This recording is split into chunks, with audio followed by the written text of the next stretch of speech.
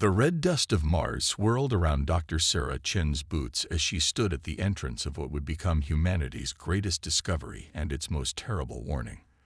The excavation site sprawled before her, a massive geometric structure protruding from the Martian bedrock like the fossilized bones of an impossible creature. Team 2 reports successful penetration of the inner chamber, crackled her comm unit. Sarah adjusted her helmet's heads-up display, watching as vital readings from her fellow archaeologists streamed across her field of vision. After 3 years of excavation, they were finally about to step inside what they'd dubbed the hexagon, a structure that predated human civilization by millions of years. "Copy that," she responded, her voice steady despite her racing heart. "I'm heading down now." The descent into the structure took 15 minutes, through a series of airlocks and decontamination chambers their teams had installed. Each step deeper into the alien structure revealed new wonders, walls covered in crystalline patterns that seemed to pulse with their own inner light, corridors that defied conventional geometry, and most importantly, information. The inner chamber was vast, its ceiling lost in the darkness above. But it was the central pillar that commanded attention. A towering monolith of what appeared to be pure information, encoded in patterns of light and shadow that danced across its surface. Dr. James Rodriguez, the team's xenolinguist, stood before a section they'd managed to decode. His face, visible through his helmet's faceplate, was ash gray. "Sarah, you need to see this. Now." The warning was elegant in its simplicity once they understood it. The civilization that built this place had called themselves the Architects, and they had seeded the galaxy with these monuments for one purpose: to warn of the devourers. "They're like cosmic parasites," James explained, his voice trembling as he translated more of the text. "They consume worlds, entire solar systems. The Architects fought them, tried to stop them, but in the end..." He gestured to another section of text, this one accompanied by images that made Sarah's stomach turn. "In the end, they could only run and leave these warnings." Sarah was about to respond when her comm unit erupted with urgent signals from Earth. At first, she thought it was interference, but then she made out words through the static. "Massive object detected, beyond Kuiper Belt, moving at impossible speeds." The team gathered around their communication array, watching as data streamed in from Earth's deep space monitoring networks. Something was approaching our solar system, something that defied all known laws of physics. And as they compared the readings to the warnings left by the Architects, a terrible realization dawned. "It's one of them," Sarah whispered, her voice barely audible. "A devourer." The next 48 hours were a blur of activity. Teams working around the clock to decode more of the Architects' warnings, desperate transmissions between Mars and Earth, and the growing sense of dread as the object drew closer. But it wasn't until the object suddenly changed course, heading directly for Earth, that the true terror set in. This wasn't a random cosmic event. This was a hunter that had detected prey. As Sarah stared at the latest tracking data, she noticed something else in the Architects' records. Something they'd missed in their initial panic. The Architects hadn't just left warnings. They'd left weapons, plans, technologies that might offer a chance, however slim. "Get me Houston Control," she ordered, her voice firm with newfound purpose. "And get me the UN Security Council. We've got work to do." The Devourer would arrive in less than 6 months. Humanity had that long to do what the Architects couldn't: find a way to fight back. And as Sarah looked at her team's determined faces, she knew that if any species could achieve the impossible, it would be humanity. Because unlike the Architects, humans had something special. They had nothing left to lose and everything to prove. They arrived without warning. 3 crystalline ships that appeared in high Earth orbit, their hulls refracting sunlight in impossible patterns.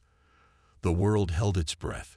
Military forces went to high alert, and for 72 tense hours, humanity wondered if they faced a second threat or potential salvation. The answer came in the form of Ambassador Zareth, a being whose physical form seemed to defy description. a shifting cascade of bioluminescent tissues contained within a translucent exoskeleton.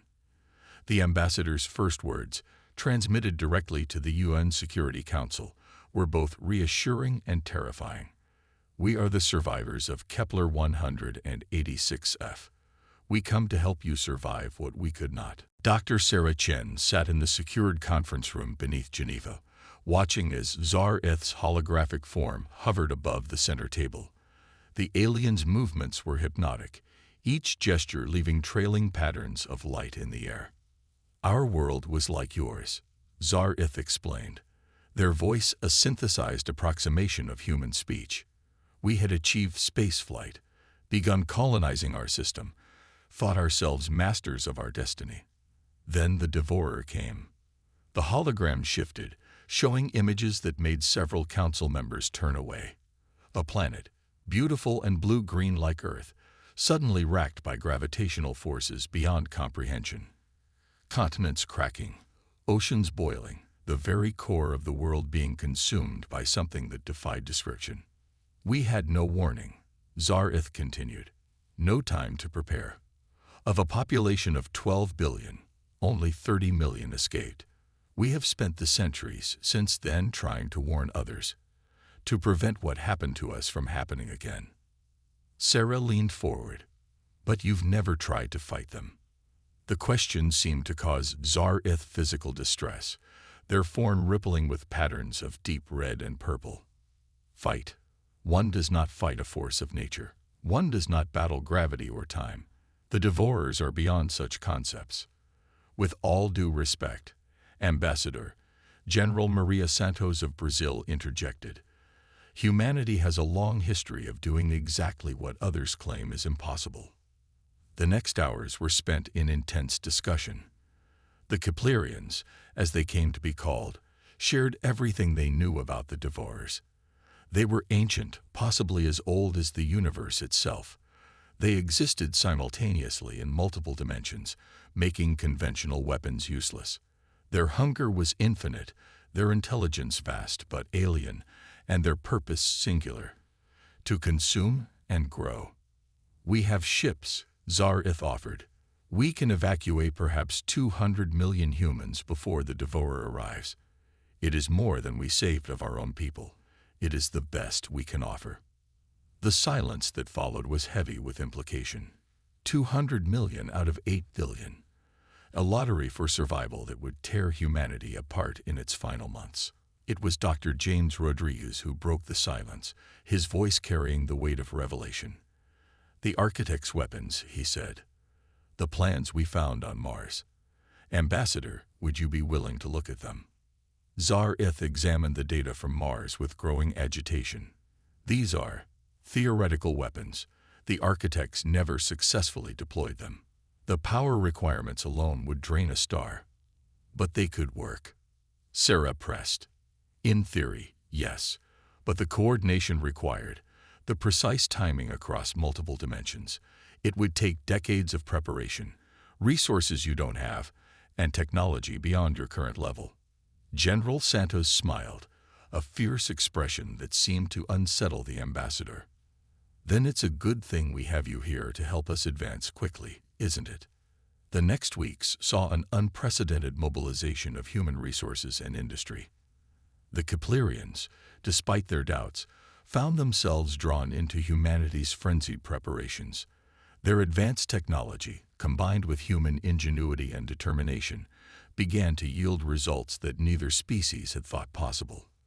But it was during a late-night review of the Architect's plans that Sarah noticed something that changed everything.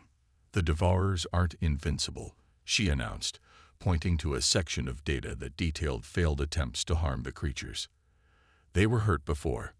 Not killed, but hurt. And if they can be hurt—" She looked up at Zar-Ith, whose form had taken on a pale, almost translucent quality. "They can be killed. We just need to think bigger. Much bigger." The ambassador's response was quiet, almost reverent. "In all our centuries of running, of warning others, we never considered, never dared to consider." "Then it's time you learned another human trait," Sarah said, her eyes gleaming with determination. Sometimes the best defense is a good offense. The countdown to the Devourer's arrival continued, but now humanity had something it hadn't possessed before. Not just hope, but a plan. A terrible, ambitious, possibly suicidal plan, but a plan nonetheless. And as the Keplerians would soon learn, once humans set their minds to something, the impossible had a way of becoming merely improbable, and then, inevitably, achievable. The Atacama Desert bloomed with activity, its ancient silence broken by the hum of quantum forges and dimensional arrays. What had once been empty desert was now humanity's last hope. Project Prometheus, the largest engineering endeavor in human history. Dr. Sarah Chen stood at the command center's observation deck, watching as massive machines assembled components that seemed to bend reality itself. The Keplerian technology, combined with the architect's designs, had allowed humanity to make centuries of advancement in mere months. The latest simulation results are in, Dr. Rodriguez announced, his tablet displaying streams of multidimensional data. A quantum resonance chamber performed at 93% efficiency, better than we hoped. Sarah nodded, her eyes fixed on the massive structure taking shape in the desert below. It resembled a blooming flower made of dark metal and energy fields, each petal a quantum weapon designed to strike across multiple dimensions simultaneously. Ambassador Zareth floated nearby, their crystalline form reflecting the desert sun. Your species continues to astound us. We had this technology for centuries, yet never imagined using it this way. Sometimes it takes fresh eyes, Sarah replied, and maybe a healthy dose of desperation. The plan was audacious, perhaps insane. The architect's weapons had failed because they tried to attack the Devourers in conventional ways.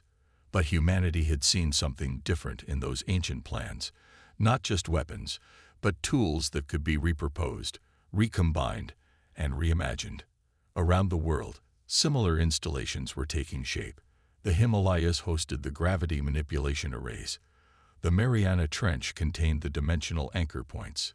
Even the lunar surface had been transformed into a vast energy collection system, gathering power for what was to come. But it wasn't just the technology that was revolutionary. Humanity had done something else unprecedented. They had united.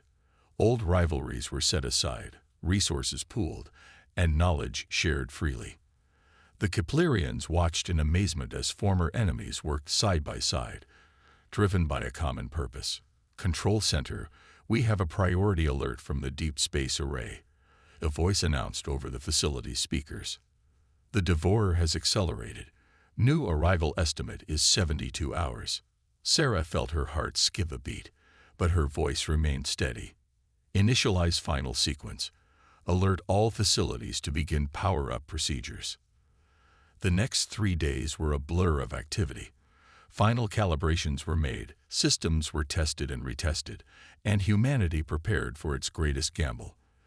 The Keplerians had offered one last chance to evacuate Earth's leadership, a gesture that was politely but firmly declined. You still don't understand, do you? General Santos had told Zareth during the final strategic meeting. We're not fighting just for survival. We're fighting because something has to stand up to these things. If not us, then who? If not now, then when? The Keplerian ambassador's response was unexpected. They laughed, a sound like chiming crystals. Perhaps that is why the architects chose your world for their repository. They saw in humanity what we are only now beginning to see. As the final hours ticked down, Sarah found herself in the facility's garden dome, a small space designed to provide psychological comfort to the staff. James Rodriguez joined her, carrying 2 cups of coffee. Do you think it will work? He asked, handing her one of the cups. Sarah took a sip before answering. The math works. The theory is sound. But we're attempting something that's never been done before, using technology we barely understand, against an enemy that's existed since the dawn of time. She smiled. So naturally, I think we have an excellent chance. Because we're human. Because we're human, and we're too stubborn to accept impossible odds. She looked up through the dome's transparent ceiling at the stars above. Did you know that the Keplerians have been running from the Devourers for over 300 years? All that time, all that technology, and they never once thought to stand and fight. And you think that makes us special? I think it makes us dangerous. Every other species they've encountered either tried to hide or try to run. But humans? She turned to face him, her expression fierce. We looked at a cosmic horror that's destroyed countless civilizations, and our first thought was, how do we kill it? Above them, the stars were beginning to fade as dawn approached. Somewhere out there, something ancient and terrible was rushing toward Earth, unaware that its next meal was going to fight back. Final briefing in 20 minutes, James said, checking his watch. Ready to make history. Sarah finished her coffee and stood, ready to rewrite it. Come on. We've got a monster to kill. The sky broke first. It wasn't a physical breaking. There was no sound, no visible tear in the atmosphere. Instead, reality itself seemed to shudder as the Devourer approached Earth. Sensors across the globe registered impossible readings as space-time began to warp and bend. In the Atacama Command Center, Dr. Sarah Chen watched as the main display showed the entity's approach. It defied description. A mass of twisted dimensions and hungry void, larger than Earth's moon, and getting larger as it fed on the very fabric of space around it. All stations, report status. General Santos commanded, her voice steadied despite the gravity of the moment. Himalayan arrays online. Pacific anchor points active. Lunar collectors at full capacity. Prometheus array powered and ready. Sarah's fingers flew across her console, making final adjustments to the quantum resonance frequencies. Next to her, Ambassador Zareth's crystalline form had become almost transparent with anxiety. You realize, the ambassador said quietly, that if this fails, you doom not just Earth, but potentially every world in its path. The energy we're channeling, if it destabilizes, then we better not fail, Sarah replied, not looking up from her work. The Devourer's approach had slowed, the first indication that their plan might work. The quantum fields they'd established around Earth were creating interference patterns in the creature's dimensional feeding process. It's adapting, James Rodriguez reported from his station, shifting its approach vector, just like the simulations predicted. Sarah nodded grimly. Begin Phase 1. Across Earth's surface, massive arrays of technology hummed to life. The Himalayan installation fired first, sending precisely calibrated gravity waves into space. The waves weren't meant to harm the Devourer. They were meant to hook it, to hold it in place just long enough for what came next. The creature reacted violently, its form distorting as it fought against the gravitational nets. Colors that shouldn't exist bloomed across the sky as it tried to slip between dimensions to escape. Pacific anchors now, General Santos ordered. Deep beneath the ocean, the dimensional anchor points activated, their energy streaming upward through the sea like reverse lightning.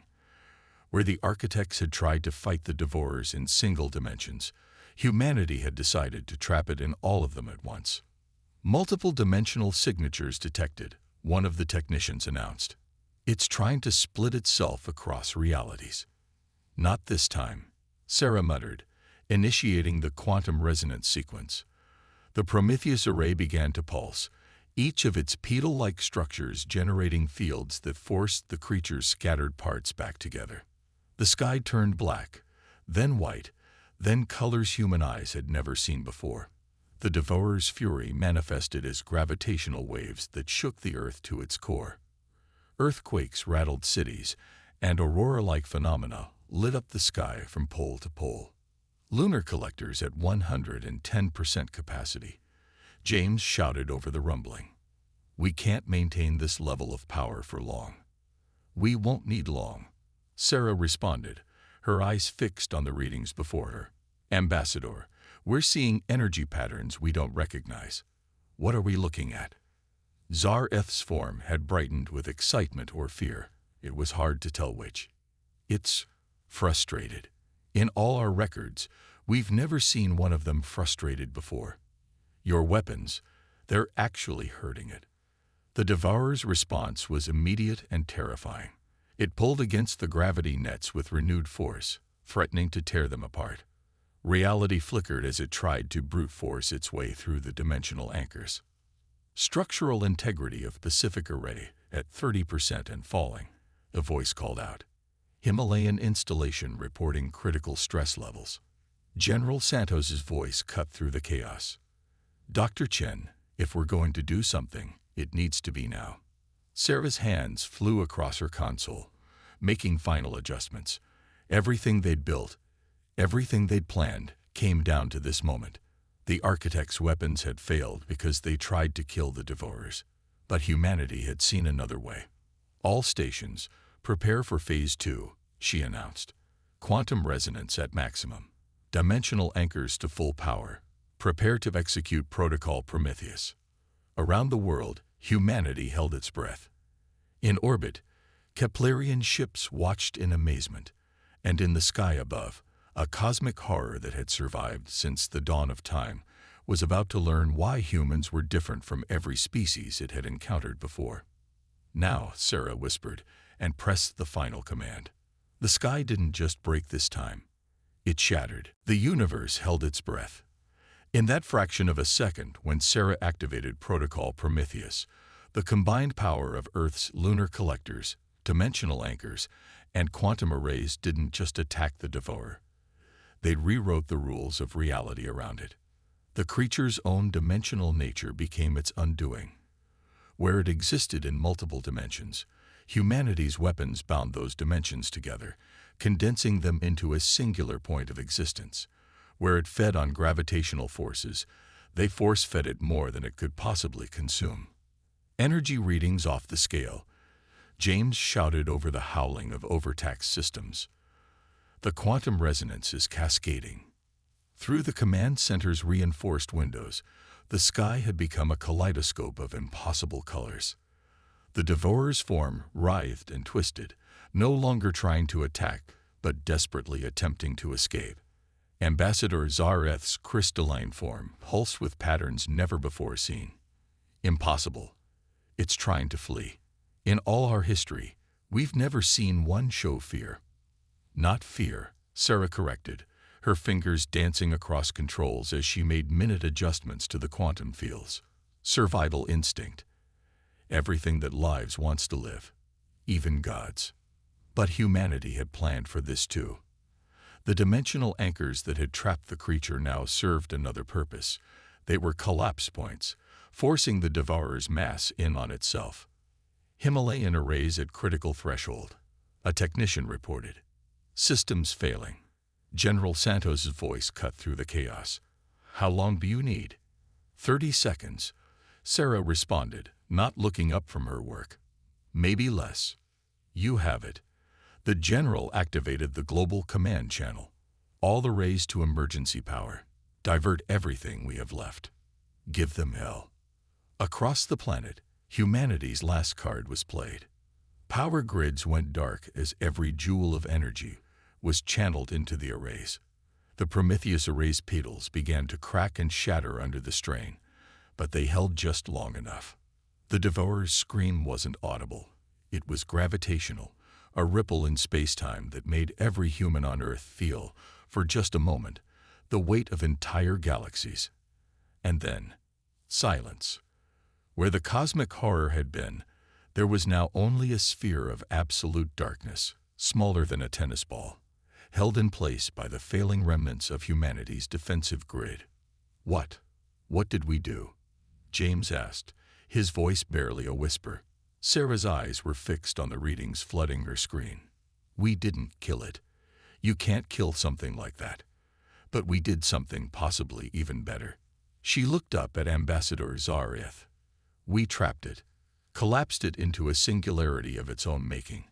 It's still in there, still alive, but contained, imprisoned in a jail of its own dimensional nature. The implication slowly dawned on the assembled humans and Keplerians. They hadn't just survived. They had captured one of the universe's most ancient and terrible entities. In the days that followed, as Earth's power systems slowly came back online and the damage was assessed, The true magnitude of what humanity had achieved began to spread across the galaxy. The Keplerians' quantum communications network carried the news to hundreds of worlds and species. 1 month after what became known as the breaking sky, Sarah stood in the new containment facility built around the singularity that had once been a devourer. Ambassador Zareth floated beside her, their form shimmering with complex patterns. "The galaxy is changing," the ambassador said. "News of what happened here. It's giving hope to species that had none. The devourers can be fought, can be contained, and studied," Sarah added, gesturing to the arrays of sensors surrounding the singularity. "Everything we learn from this one might help us fight the others." "Fight the others?" Zareth's form flickered with surprise.